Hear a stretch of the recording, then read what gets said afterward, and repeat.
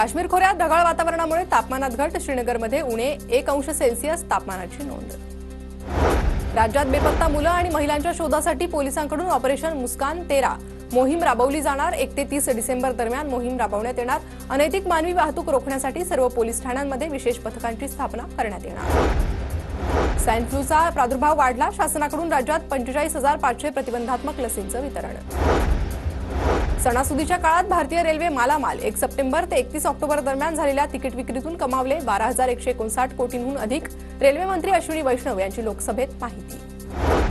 मुंबई गोवा महामार्गावरील बंद करण्यात आलेला कशेडी बोगदा वाहतुकीसाठी खुला। गर्डर टाकण्याचं काम सुरू असल्यानं बंद केला होता बोगदा। उत्तर प्रदेशच्या नोएडामध्ये प्रदूषणात मोठ्या प्रमाणात वाढ। प्रदूषणावर नियंत्रण ठेवण्यासाठी नोएडा प्राधिकरणाकडून पाण्याची फवारणी।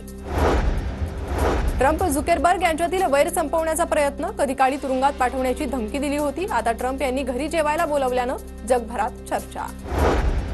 ऑस्ट्रेलियात मुलांच्या सोशल मीडियावर बंदी घालणारे विधेयक मंजूर। नियम मोडल्यास सोशल प्लॅटफॉर्मला $32 दशलक्ष दंड।